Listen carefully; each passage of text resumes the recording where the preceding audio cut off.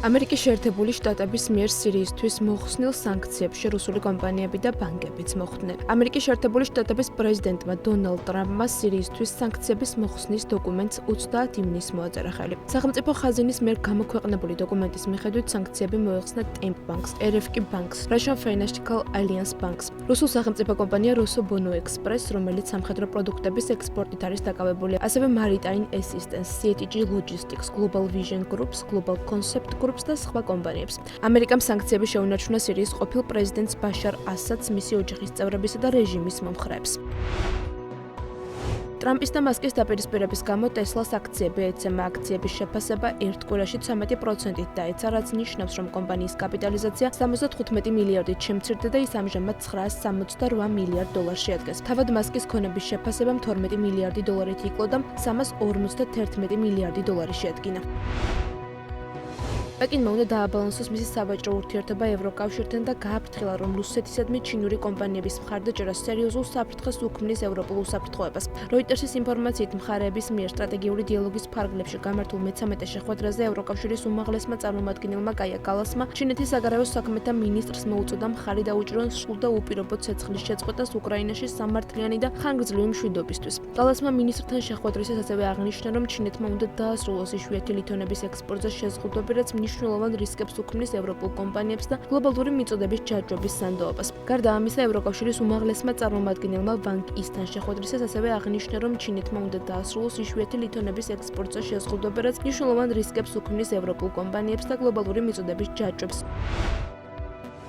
ჩინეთის უმსხვილესი სამთო მომპოვებელი კომპანია Zijin Mining Group-ი გაფართოვდა. ამ მიზნით კორპორაცია ყაზახეთში მდებარე რაიგოროდსკის ოქროს საბადოს ყიდულობს, რომელიც სანაცვლოდ $1.2 მილიარდი გადახდას განიხილავს. გარიგება ჯერჯერობით დადასტურებული არ არის, მაგრამ მის შესახებ Zijin Mining-მა ინვესტორებს მოახსენა, თუ ტრანზაქცია შედგა სამთო მომპოვებელი კორპორაციისთვის, ეს ბოლო 6 წლის ყველაზე დიდი გარიგება იქნება. ცენტრალურ აზიაში მდებარე ეს საბადო, სადაც ყოველწლიურად საშუალოდ 5500 კილოგრამ ოქროს მოიპოვებენ, აქტიურ სტატუსს კიდევ 16 წლის განმავლობაში შეინარჩუნებს. ანალიტიკოსების შეფასებით, ახალი საბადოს შესყიდვით Zijin Mining-ი იმდენად გაფართოვდება, რომ ყოველწლიურად 100-110 ტონა ოქროს მოპოვებას შეძლებს, ანუ საპროექტო გეგმას შეასრულებს. გარიგების შესახებ ინფორმაციის გასაჯაროების შემდეგ Zijin Mining-ის აქციების ფასმა 2.5%-ით იკლო.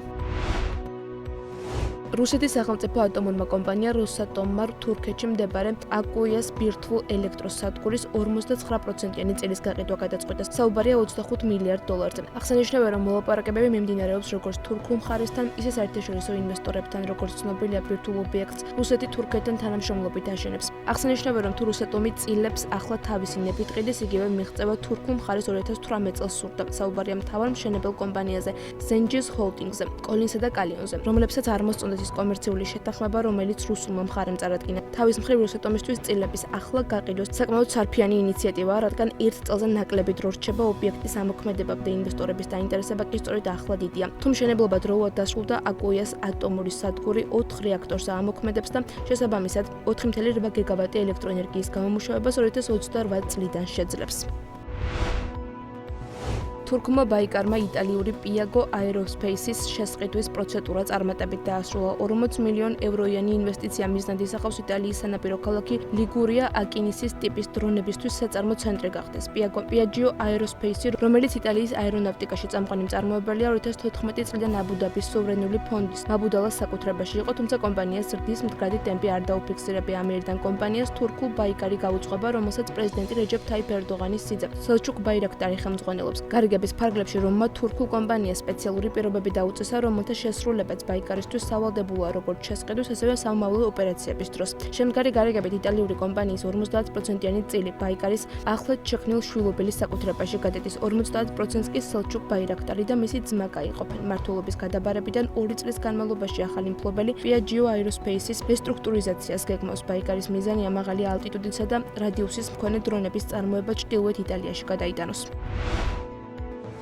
ამერიკულმა სტარტაპმა Joby Aviation-მა პირველი საჰაერო ტაქსი დუბაიში ჩაიტანა, სადაც მგზავრების გადაყვანა წლით 2026 წლიდან უნდა დაიწყოს. კომპანიას და არაბთა გაერთიანებულ საამიროებს შორის 6 წლიანი შეთანხმებაა გაფორმებული, რომელიც Joby Aviation-ის დუბაიში საჰაერო ტაქსის სერვისის ერთადერთი მიმწოდებელი იქნება. შეგახსენებთ, რომ ეგრეთ წოდებული მფრინავი მანქანების გამოცდა ბოლო წლებში დაჩქარდა. 2021 წელს Joby Aviation-ის მიერ წარმოებული აპარატები NASA-მ გამოცდა. ეს კოსმოსური სააგენტოს პროგრამის ნაწილია, რომლის მიზნებს შორის საზოგადოებაში მფრინავი ტრანსპორტის პოპულარიზება, საერთო სამართლებრივი სისტემის შექმნა და საზოგადოებრივი ცნობიერების ამაღლება გვხდება. Joby Aviation პირველი კომპანია იყო, რომელიც ამ პროგრამაში ჩაერთო. Joby Aviation 2009 წელს დაფუძნებული სტარტაპია, რომელიც საჰაერო ტაქსების მიმართულებით ერთ-ერთი ყველაზე წარმატებული კომპანიაა მსოფლიოში.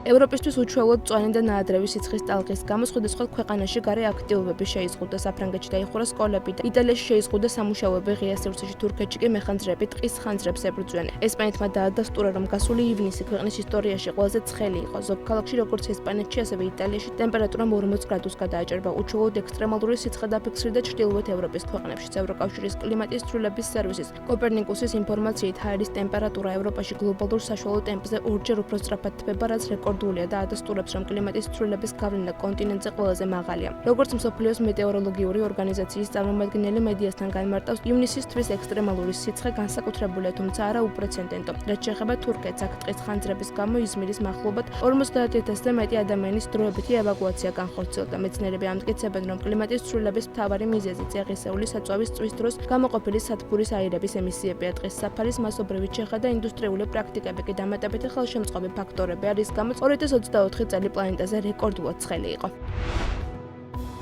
ბოლო წლების განმავლობაში იტალიაში მუშახელის დეფიციტია. ამ სოციალურ-ეკონომიკურ პრობლემასთან ბრძოლის მიზნით იტალიის მთავრობამ სავიზო პროგრამა გააფართოვა, რომლის ფარგლებშიც 2026-2028 წლებში ქვეყანა 500,000 სამუშაო ვიზას გასცემს. ეს პრემიერ-მინისტრ ჯორჯა მელონის იდეაა, რომელმაც მსგავსი პროგრამა 2023-25 წლებში დანერგა, როცა 450,000-ზე მეტი სამუშაო ვიზა გასცა. ლეგალური მიგრაციის წახალისების პარალელურად მიგრაციის წინააღმდეგ ბრძოლის მეთოდებს ამკაცრებს. იტალია ევროზონის რიგით მესამე უდიდესი ეკონომიკაა. ქვეყანაში დაახლოებით 59 მილიონი ადამიანი ცხოვრობს, მაგრამ ბოლო წლებში მოსახლეობის დაბერების პროცესი დაჩქარდა.